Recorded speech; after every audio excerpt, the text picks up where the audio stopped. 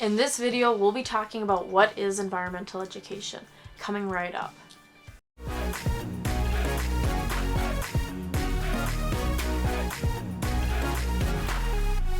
Hello and welcome to EcoElsa. Welcome back, my returners, and if you're new and don't know me, my name is Elsa and I make videos to help all of you get outdoors. In this video, we'll be talking about what is environmental education and why is it important. But before we get into that, big thanks to Portia Nolan for purchasing some beautiful artwork from our Etsy shop, EcoElsa Etsy shop. Check it out, link in the description below. As thank you for you being one of the first to purchase from our store, we have dedicated this EcoElsa video to you. If any of you want a EcoElsa video dedicated to you, then head on over to our Etsy shop to make a purchase. Otherwise, just comment below any video suggestions you have that you'd like to see us do a video on in the future. If we pick your video, we will make a shout out to you. So go ahead and do that, and now let's get started on what is environmental education. So at its simplest definition, environmental education is learning about the environment. So it's people learning about the habitat, the animals, the plants that make it up, the non-living components that belong to it, like the soil, the water, rocks, landforms, as well as the climate and the weather that environment experiences. And it's how people interacted with the environment historically and continue to interact with it to this day.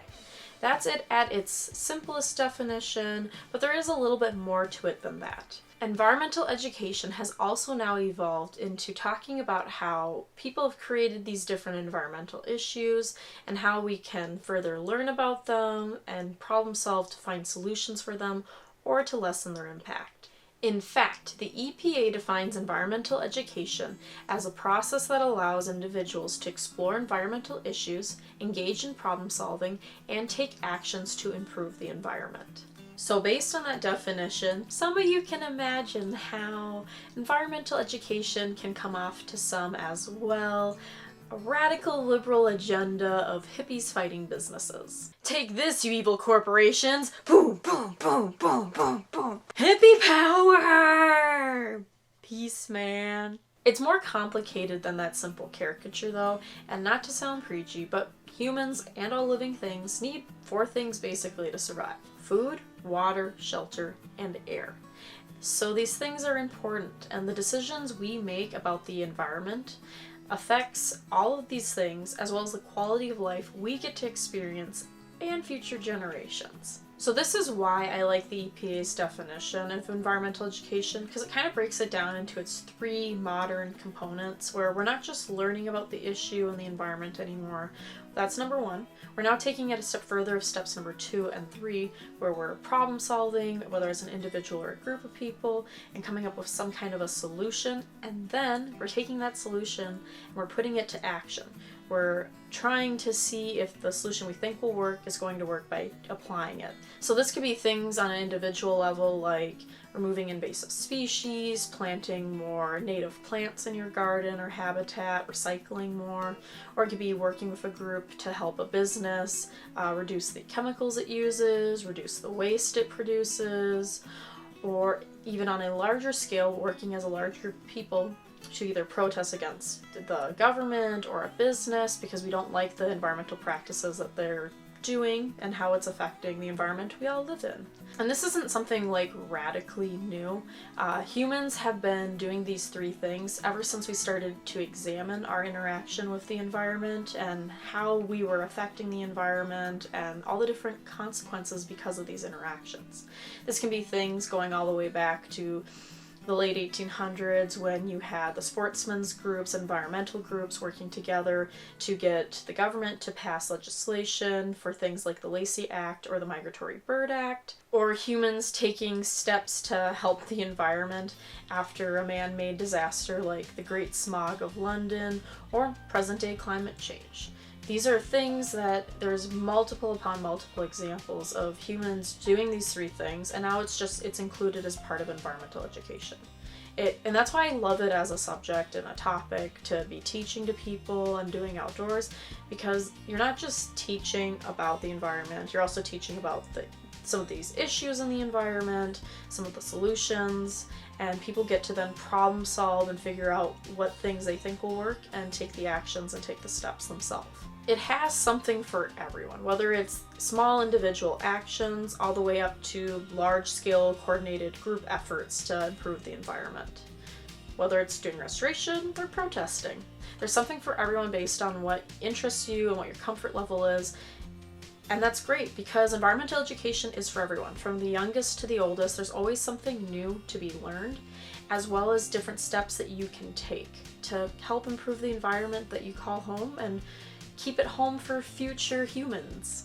Often you can feel overwhelmed or pessimistic when learning about all these different environmental issues we face, and it's understandable. There is a lot going on the planet that we need to start making some changes to, so that way we have a better quality of life and future generations have some things on this planet that we enjoy now that they'll still be able to enjoy then. This is why environmental education is important, because it not only teaches, hey, learn everything about the issue, come up with a solution, and then take action to try and fix it. It's also teaching you hope.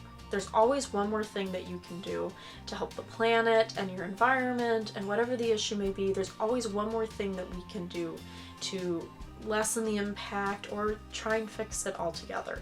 Learning about the history of environmental education alone, all the different people that have come before us to fight the good fight for whatever the environmental issue is, can make you feel more hopeful alone. Because even though these people may not have won the one battle, they kept working and they kept trying, and eventually they solved a lot of different issues. We might not have saved the passenger pigeon, but what we learned from that, we've been able to apply to so many other species around the planet to help prevent more species from going extinct. So this is partly why environmental education is important. It's not just teaching about issues and how we can go about problem solving and finding a solution and then taking action.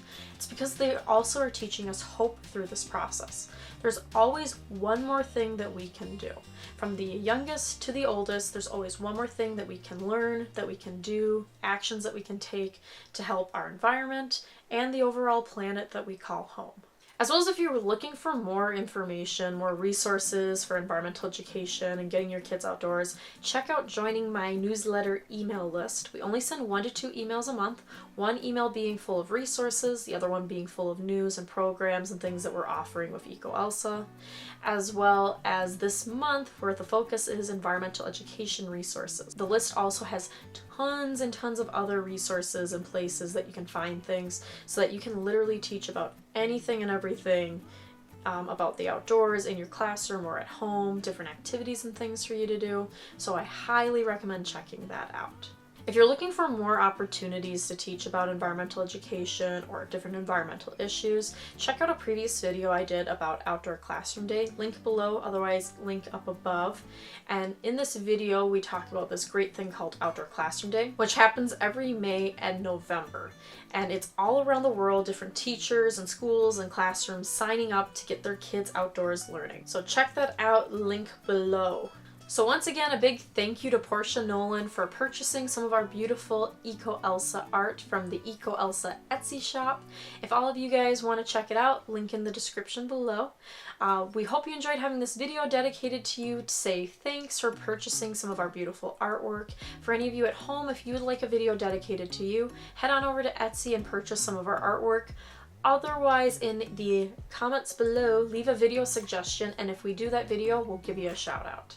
So unfortunately, that is all we have for you guys today. We hope you liked today's video. If you have more questions or you're looking for a specific resource, leave it in the comments below. Love to talk to you. As well as our giveaway is still going on, so if you want to get entered into the giveaway to win some cool prizes, go ahead and join our newsletter and check out following our different social media, because the giveaway is ending in April and that will be the big giant giveaway. We'll be giving away prizes on all of our different platforms, so check that out.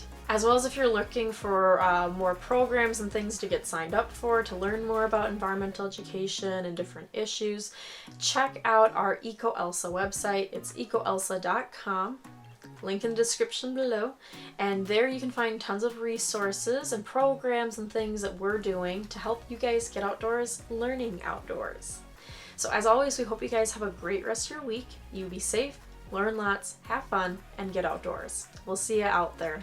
Water! Need water! See, gotta take care of the environment, otherwise we're all going to lose our talking voice because the air is so dry. So incredibly dry.